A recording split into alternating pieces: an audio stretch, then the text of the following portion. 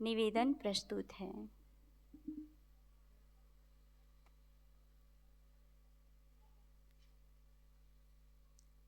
प्रथम दिन पूज्यवर गुरुदेव जी के आप सब लोग बहुत ही सुंदर विचार सुन रहे थे। सद्गुरु की जो बात है उसको गुरुदेव जी कि जो सुख और शांति चाहते हो वो आपके भीतर ही है, बाहर ढूंढना नहीं पड़ेगा। इस टॉपिक पे पूज्यवर गुरुदेव जी का विचार रहा। तो मैं पूछ रही हूँ कि और कुछ चाहिए, है ना? जो खुशी, जो सुख, जो शांति, मोक्ष, मुक्ति सब कुछ कहाँ है? हमारे अंदर ही। तो और कुछ प्राप्त करने की आवश्यकता ही नहीं है। बहुत ही सुंदर विचार। फिर कल शाम के सत्र में पूज्यवर गुरुदेव जी का रहा श्रेय मार्ग और प्रेय मार्ग पर, है ना? मतलब जो प्रिय लगने वाला क्षणिक सुख और स्थिर सुख, स्थायी सुख, उसके बारे पे गुरुदेव जी का बहुत ही सुंदर विचार आप लोग सुन रहे थे। फिर भी और जैसे कि रोज घर में कचरा आ जाता है ना, तो रोज सफाई करनी पड़ती है। इसी प्रकार से हमारे मन में भी कचरा आ जाता है। सद्गुरु कबीर साहब के वचन भी है, नित्य खरसान लोहा घुन छूटे और नित्य के गोष्ठ माया मोह टूटे, है ना? तो नित्य हमारे अंदर में हमारे मन में विकार आ जाते हैं, उसको दूर करना है। इसलिए सद्गुरु कबीर साहब की भी प्रसिद्ध साखी है, शकलो दुर्मति दूर करूं, अच्छा जन्म बनाओ, काग गौन गति छाड़ के हंस गौन चले आओ, है ना? सकलो दुर्मति, कुछ भी विकार अभी तक बच गया हो, एक एक करके हमें अपने मन से, अपने अंदर से निकालना होगा। शकलो मतलब पूरा विकार, दुर्मति, हमारे अंदर में दुर्बुद्धि है ना? तो उसको हमें निकालना होगा। अगर हमारे अंदर में दुर्बुद्धि है, कैसे? आपका चेहरा बढ़िया है ना? हर कुछ बढ़िया है, लेकिन घर में जो झगड़ा होती है, लड़ाइयाँ होती है, किस कारण होती है? हाथ पैर ठीक है, आँख ठीक है, फिर भी बहू की भी अच्छी है, सास की भी अच्छी है, लेकिन किस कारण से होती है? दुर्बुद्धि के कारण। तो हमें जीवन में सद्बुद्धि को धारण करना होगा, तो तब हमारा जीवन जो है सुंदर बनेगा। और इसलिए साहेब कहते हैं, शकलो दुर्मति दूर करो, अच्छा जन्म बनाओ, काग गौन गति छाड़ के हंस गौन चले आओ। कौवे जैसी हमारी चाल है। कैसे? कौवे के जैसी कर्कश वाणी बोलना, गंदी चीज़ों का सेवन करना, ये हमारा जो भी विकार है हमारे अंदर में, वो हम अपने स्वर को कौवे जैसे ना बना करके मीठा बनाना होगा, कोयल के जैसे। तो ऐसे जीवन हमें जीना होगा। तो सकलो दुर्मति दूर करो, अच्छा जन्म बनाओ, काग गौन गति छाड़ के हंस गौन चले आओ। हमें ये 3 अवसर प्राप्त हुआ है। प्रथम है बचपना का अवसर। कुछ लोग होते हैं जो बचपन में जाग जाते हैं, जैसे कि आप लोग बहुत संत साध्वियों को देख रहे हैं, बचपन में ही अपने जीवन का महत्व, कीमत समझ गए और अपने आत्म कल्याण के लिए बढ़ रहे हैं। तो ये पहला अवसर है बचपना। लेकिन हर कोई बचपना में नहीं जागते हैं, नहीं समझते हैं हमारा ये जीवन किस लिए मिला हुआ है, नहीं समझ पाते हैं। तो वो खेलने कूदने खाने पीने में ही अपने जीवन को बर्बाद कर देते हैं। फिर दूसरा समय आता है, दूसरा अवसर हमें प्राप्त हुआ जवानी का, यौवन अवस्था। ऐसे हमारे संत महापुरुषों के बारे में आप सभी लोग जानते हैं, जवानी की अवस्था में वो लोग जाग गए, और ना सिर्फ जाग गए अपितु हजारों जवानों को जगा दिए। जैसे कि स्वामी विवेकानंद, सदगुरु राम सूरत साहिब जी 12 वर्ष में निकल गए थे। सदगुरु अभिलाष देव 21 वर्ष की उम्र में घर छोड़ करके अपना संन्यास ले लिए, दीक्षा ले लिए, गुरु दीक्षा ले लिए। तो इस प्रकार से जवानी के ऐसे मदहोशी के माहौल में जग जाते हैं, वे बड़े वंदनीय हैं, पूजनीय हैं। लेकिन कुछ लोग होते हैं ना, जवानी में भी अपनी कीमत को नहीं समझ पाते। तो तीसरा पड़ाव आता है, तीसरी अवसर हमें मिलता है, अंतिम अवस्था बुढ़ापे का। ये भी अवसर है। कहते हैं ना कि सुबह का भूला यदि शाम को घर वापस आ जाए तो वो भूला नहीं कहलाता। न सही सुबह, न सही दोपहर, सांझ ही सही, मंजिल तो पाली।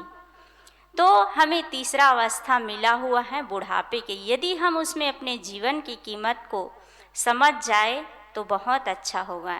किसी ने कहा है कि बालापन में न साधु होए हम इसलिए कि माता पिता अत्यंत दुख पाएंगे, और युवापन में न साधु होए हम इसलिए क्योंकि अर्धांगिनी की नैया को डुबाएंगे, और बूढ़ापन में न साधु होए हम इसलिए कि परवश लाचार हो जाएंगे।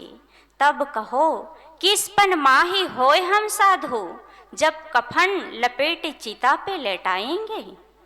तब कब जागेंगे हम लोग? जब चिता पे लेटा देंगे, हमें दफना देंगे मिट्टी में, तब हम अपनी कीमत को समझेंगे, तब तो नहीं समझ पाएंगे, है ना। तो इस प्रकार से हमें ये 3 अवसर मिला हुआ है। मुझे एक बहुत ही छोटी सी कहानी याद आ रही है, इस एग्जाम्पल से मैं कहना चाहूँगी। दुनिया की सबसे छोटी कहानी, जो बात मैं अभी 3 अवसर के बारे में बता रही थी, उसी पर कि एक बुढ़िया थी जो बचपन में मर गई। मेरी कहानी समाप्त। एक बुढ़िया थी, बचपन में मर गई। हम लोगों के माइंड में आना चाहिए, मेरा भी आया था कि बुढ़िया थी तो बचपन में कैसे मर गई, और बचपन में मर गई तो बुढ़िया कैसे हो गई, है ना। तो इस कहानी को समझाने के लिए मैं दूसरी एग्जाम्पल बताती हूँ कि एक सेठ जी थे, उनके घर में 4 सदस्य। तो संत उनके घर में आए, नौजवान संत भिक्षा मांगने के लिए, भोजन के लिए पहुँचे सुबह सुबह। तो उनके घर की जो बहू थी वो निकली और देखती हैं कि सुबह सुबह संत आए हैं, और अंदर बुलाती हैं, आसन व्यवस्था देती हैं, प्रणाम बंदगी करती है। फिर पूछती हैं, गुरुदेव आप इतना जल्दी क्यों आ गए। वो बहुत ही ना, बहुत अच्छे संस्कारी घर थी, समझदार थी, आत्मज्ञानी थी वो, और उनके पूछने का भाव उनके जिंदगी की उम्र से नहीं था। हम देखिए कितना साल जीते हैं ये महत्वपूर्ण नहीं है, कैसे जीवन जीते हैं ये महत्वपूर्ण है। हम 80 साल 90 साल के जी रहे हैं और सही जिंदगी नहीं जी रहे हैं तो कोई मतलब का नहीं है। तो कहें कि गुरुदेव ने कहा, गुरुदेव से उन्होंने कि आप इतना जल्दी क्यों आ गए। तो बहू रानी क्या जवाब, संत जी क्या जवाब देते हैं कि मुझे टाइम का पता नहीं। ये प्रश्न उत्तर हुआ। उसके बाद अब संत जी पूछते हैं, अच्छा ये बताओ बेटी तुम कितने साल की हो। तो बहू रानी कहती हैं, गुरुदेव मेरी उम्र अभी 5 साल की है। देखियो यहाँ पर आध्यात्मिक चर्चा हो रही है, जिसको कोई उनके ससुर जी लेटे लेटे कमरे में सुन रहे हैं, लेकिन वो समझ नहीं पा रहे हैं। तो वो तिलमिला रहे हैं, अंदर ही अंदर कह रहे हैं कि देखो क्या हो गया मेरी बहू के को पूरे 20 साल की है और अपनी उम्र बता रही है 5 साल की। अब वो छटपटाने लग गए, तभी उठ करके बैठ गए और नेक्स्ट प्रश्न फिर पूछते हैं कि अच्छा तुम्हारे घर में जो सदस्य है, तुम्हारे पति जो हैं, उनके कितने साल है। तो बहू रानी कहती हैं उनके मात्र भी 2 साल चल रहे हैं। अब तो उनके ससुर जी और एकदम से गुस्सा हो गए कि मैं गांव का सेठ हूँ, इतनी मेरी मान प्रतिष्ठा है, सब लोग मुझे जानते हैं पहचानते हैं, और ये बहू रानी मेरी सब मान प्रतिष्ठा को धूमिल कर रही है।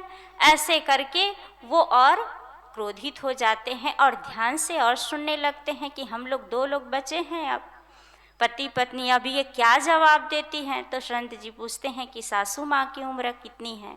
तो बहू रानी कहती है कि मेरी सासू माँ के अभी सिर्फ 4 महीना हुए हैं। अब वो तो कान खड़े करके सुनने लगे एकदम से, अब मेरी अवस्था, ये मेरी हालत ये क्या करेगी, मैं ही बच गया हूँ, कैसे कैसे उल्टा सुल्टा जवाब दे रही है, जब देने नहीं आता तो नहीं बोलना चाहिए। तभी कहते हैं कि तुम्हारे ससुर जी की उम्र कितनी है। बहू कहती है कि मेरे ससुर जी ना, वो तो अभी पैदा ही नहीं हुए हैं, वो पैदा ही नहीं हुए हैं। अब इतनी बात सुनते हैं क्रोध से तिलमिलाते हुए, और डंडा उठा करके उनके ससुर जी जो हैं आने लगते हैं कि मैं 80 साल का बूढ़ा हो गया हूँ, और ये कल की आई जो बहू हैं वो कह रही है कि मैं अभी पैदा ही नहीं हुआ हूँ, मैं अभी बताता हूँ कि मैं पैदा हुआ हूँ कि नहीं हुआ हूँ।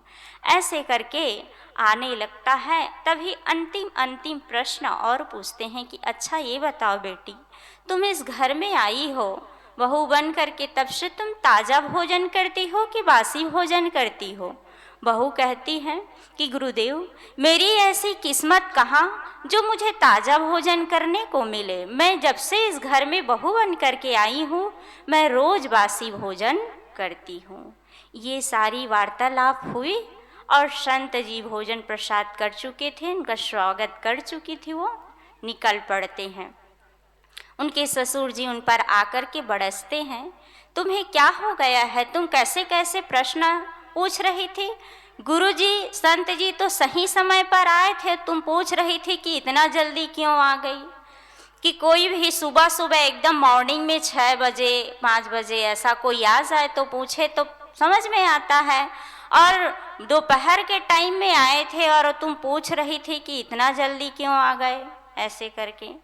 तो बहू कहती है मैं अपने हिसाब से एकदम सही प्रश्न पूछ रही थी, हम लोगों के जो बातचीत हो रही थी, आपको डाउट होता है, आपको कंफ्यूज है, तो संत जी ज़्यादा दूर नहीं गए होंगे, आप बुला लाइए, फिर समस्या का समाधान हो जाएगा। तभी उनके ससुर जी जाते हैं, फिर हाथ जोड़ करके कहने लगते, मेरी बहू की ओर से मैं माफ़ी चाहता हूँ कि मेरी बहू जो है आपसे उल्टा सुल्टा पूछ रही थी, उसके लिए माफ़ कर दीजिए। लेकिन आपने भी कहा कि समय का पता नहीं, आजकल तो समय का, टाइम का सबको पता रहता है, आप भी ऐसे जवाब दे रहे थे। उसके बाद आप प्रश्न पूछे तो मेरी बहू जो है उल्टा सुल्टा जवाब दे रही थी। उनके आधार कार्ड में भी लिखा हुआ है कि वो 20 साल के, और बता रही थी कि 5 साल के। ये सब समस्या का समाधान मुझे उत्तर चाहिए, ऐसे करके। तो गुरुजी आप हमारे घर से अभी तुरंत अभी घर पे चलिए, ऐसे करके बोलते हैं और पहुंचते हैं घर में। तब फिर संत जी कहते हैं कि बहू, बेटी तुम ही बताओ कि तुम कैसे 5 साल की हो, और हम लोगों के जो बीच में प्रश्न उत्तर हुआ हम लोग तो समझ रहे हैं, जान रहे हैं, लेकिन आप अपने ससुर जी के सामने स्पष्ट कीजिए, ऐसे करके। तो पहला प्रश्न जो बहू रानी पूछे रहती हैं, है ना, कि आप इतना जल्दी क्यों आ गए। उनका उत्तर था संत जी का कि समय का पता नहीं। बहू रानी के पूछने का भाव ये था, हे गुरुदेव, आप एकदम से युवा दिख रहे हैं, जवान दिख रहे हैं, तो मेरे पूछने का भाव यही था कि आपने इतना जल्दी दीक्षा क्यों ले ली, संन्यास धारण कैसे धारण कर लिए इतना जल्दी। कहते हैं ना कि लोग जो है बुढ़ापा आएगा तब हम साधना और भक्ति करेंगे, ऐसे करके। तो इसलिए उन्होंने कहा कि इतना जल्दी संन्यास क्यों धारण कर लिए। और संत का जवाब था, मुझे टाइम का पता नहीं। उनका कहने का भाव था, हाथ की घड़ी से नहीं, जिंदगी की घड़ी से। हर चीज़ की हम लोग गारंटी बता सकते हैं। कोई भी वस्तु खरीदते हैं तो कागज़ में लिखा भी रहता है, ये 2 साल की इसकी गारंटी है, 3 साल की गारंटी है, लेकिन ये ज़िंदगी की कोई गारंटी है? हमारी मौत कब आ जाएगी कोई पता है किसी को? बता सकते हैं? कोई नहीं बता सकते हम कितने साल जिएंगे। हम देखते भी हैं, इसलिए सदगुरु कबीर साहब जो हैं कोई लिखी लिखाई बात नहीं कहते। पूरी दुनिया में सदगुरु कबीर साहब ही एक ऐसे संत हुए हैं जो कहते हैं कि मैं कहता हूँ आखन की देखी और तू कहता है कागज की लेखी। मैं कहता हूँ सुरझावन हारी और तू राखियो अरझाई रे। मैं आंखों देखी बात कहता हूँ और तुम कहते हो कि कागज में लिखा है, पुराणों में लिखा है, शास्त्रों में लिखा है। तो इस प्रकार से कि दुनिया में देखा जाता है कोई गर्भ काल में, कोई युवा अवस्था में, बचपना में, किशोर अवस्था में कभी भी मौत आ जाती है। देखने को मिलता है ना समाज में, हम रह रहे हैं जिस समाज के बीच में। तो इस प्रकार से मैंने सोचा कि ये जिंदगी का ठिकाना नहीं, मुझे अभी से इस जीवन का उद्धार कर लेना चाहिए, कल्याण के रास्ते में चल पड़ना चाहिए करके मैंने गुरु दीक्षा लिया और संन्यास ले लिया। ये हुआ प्रश्न उत्तर। उसके बाद अब बहू रानी कितना साल बताई थी अपने? 5 वर्ष। तो बताओ बेटी, स्पष्ट करो, तुम कैसे 5 साल की हो? तो कहते हैं कि मैं गुरु दीक्षा नहीं ली थी, धर्म के मार्ग पे नहीं चल रही थी। मेरा 15 वर्ष ऐसे ही बेकार चला गया। कैसे जीवन जीना चाहिए इसका मुझे कोई ढंग नहीं था, है ना। मेरे खाने पीने का कोई गलत चीज़ों का दुर्व्यसन जो है, ऐसे चीज़ों में मांस मछली अंडा इन सब चीज़ों को पता नहीं क्या क्या खाती थी, कैसे जीती थी। इसलिए मैंने कहा वो ज़िंदगी तो बेकार ही चली गई, जिसमें मैंने ना कोई गुरु दीक्षा लिया, ना कोई धर्म के मार्ग पर मैं चल रही थी। मुझे सिर्फ 5 वर्ष हुए जो मैं अध्यात्म के लाइन में चल रही थी और गुरु दीक्षा ली। इसलिए मैंने कहा कि मैं अभी 5 वर्ष की हुई हूँ। फिर बताते हैं ऐसे ही बात उनके पति जी की होती है ना, कि उनका उम्र बताए थे 2 वर्ष का। तो कहें कि ऐसे मेरे पति भी वो शराब कबाब क्या क्या अंडा मांस मछली खाते हैं।